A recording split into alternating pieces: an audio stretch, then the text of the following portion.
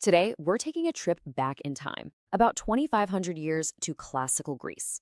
Now, you might be thinking, ancient history, why does it matter? Well, the way we vote, the plays and movies we watch, even the sports we follow, so much of it was shaped by ideas that were born in this one incredible period. Let's get into it. And that really gets us to the big question, right? Why spend time learning about people who lived so long ago? Well, as you're about to see, their world is way closer to yours than you probably think. All right, so here's our game plan for this explainer. First, we'll see how the land itself and their epic stories shaped early Greece. Then, we'll dive into the two biggest rivals, Athens and Sparta. After that, we'll look at the massive wars that actually led to a golden age. Fourth, we'll explore the mind-blowing new ideas from that time.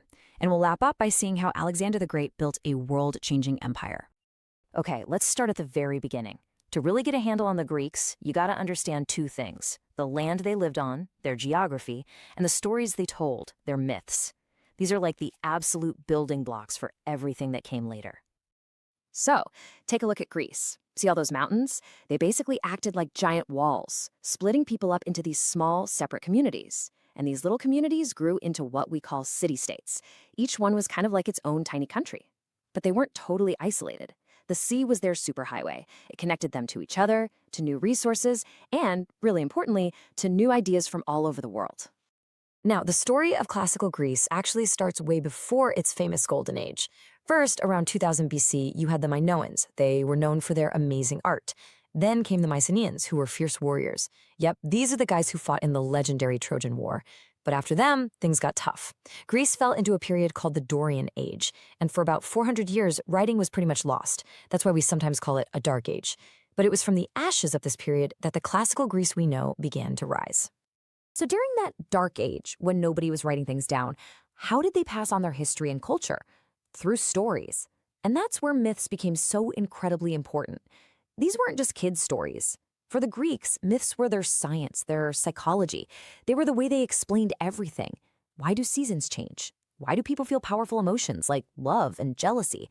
The answers were all in their myths, often told through epic poems by storytellers like Homer. So, once Greece came out of that Dorian Age, these independent city-states became the center of everything. And two of them grew to be the most powerful. But they could not have been more different. I'm talking about Athens and Sparta. Their rivalry is going to define this whole era. All right, here's a key term you'll definitely want to remember: the polis. A polis, or city-state, wasn't just the city itself. It was the city and all the farmland and villages around it, all acting as one political unit. At the heart of the polis, citizens would come together to debate and decide on their own government. And these city-states experimented with all kinds of different governments. You had your monarchy, which is ruled by a single king. Then there's aristocracy, ruled by a small group of wealthy landowning families. An oligarchy is similar, ruled by a few powerful people, usually rich merchants. But then Athens came up with something totally new: direct democracy, where the citizens themselves held the power to rule. So, what was the huge difference between Athens and Sparta? Well, in Athens, life was all about creativity, education, and new ideas. They celebrated the individual citizen's role in the government. Sparta? The complete opposite. It was a military machine. Life was about duty, strength, and discipline above all else. The individual didn't matter, only the state. Now, this rivalry between Athens and Sparta was a slow burn. But first, they had to team up to face a much bigger enemy. An invasion from the giant Persian Empire was about to unite them. And, weirdly enough, it would be the spark that ignited Athens' greatest era. The whole thing started with a number you might know: 26. The Persian Empire invaded Greece, but in a shocking turn of events, the smaller Athenian army defeated them at the Battle of Marathon. A runner named Phidippides sprinted 26 miles back to Athens to shout Nike, victory, before he collapsed. And that incredible run, which inspired the modern marathon, was just the beginning. Yeah, marathon was only round one. The Persians came back, and they came back with a huge army. You've probably heard of the Battle of Thermopylae, where 300 Spartans made their legendary last stand, buying time for the rest of Greece. Then, at the Sea Battle of Salamis, the Athenian navy completely outsmarted and wrecked the Persian fleet. And finally, the combined Greek armies delivered the final blow, winning the war against impossible odds. Winning this war was a massive deal. Beating the Persian superpower gave Athens an incredible boost of confidence, not to mention wealth. This kicked off a 50-year period of amazing art, architecture, and philosophy in Athens that we now call its Golden Age.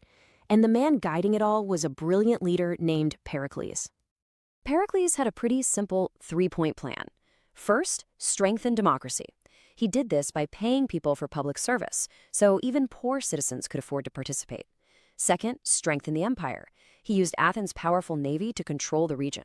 And third, and this is a big one, he used the money from that empire to glorify Athens, building incredible temples and funding the arts. And that third part of his plan, glorifying Athens, unleashed one of the most creative bursts in human history. The art, the drama, the new ways of thinking that came out of this period, they literally became the foundation for what we call Western civilization. I mean, the list of achievements is just staggering. The Greeks basically invented theater as we know it, both tragedy and comedy. Their sculptors created these stunning, perfect-looking statues of the human body.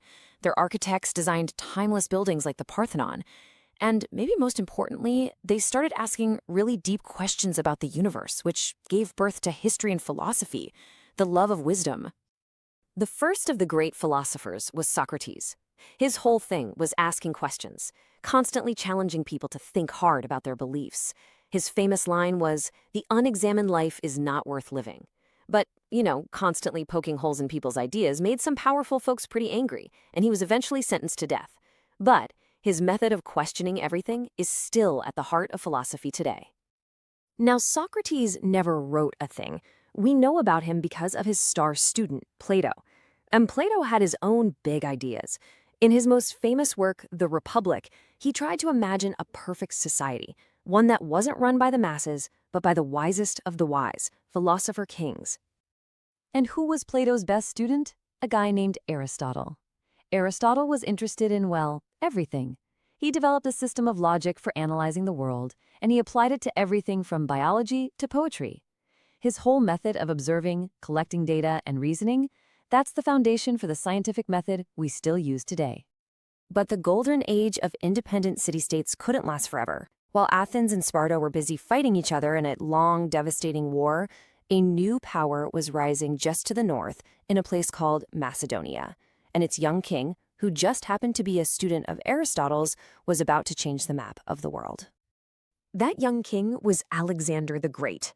And what he did in just over a decade is almost unbelievable. He took his army out of Macedonia, crushed the entire Persian Empire, marched into Egypt, where they hailed him as a liberator, and he didn't stop until his army reached India. He never lost a single battle. But then, just like that, he died of a sudden fever. He was only 32 years old. So what was Alexander's true legacy? It wasn't just the battles he won. By conquering all these different lands, his empire mashed them all together, creating something totally new, a blended culture. We call this Hellenistic culture. It was a vibrant mix of Greek, Egyptian, Persian, and Indian art, science, and philosophy, and it would influence the world for centuries to come. And that brings us right back to where we started: democracy, theater, science, philosophy. The fingerprints of ancient Greece are all over the world we live in today. Their ideas are just woven into the fabric of our lives. So I'll leave you with a final question to think about. Of all the amazing gifts the Greeks gave us, which one do you think matters the most to us now?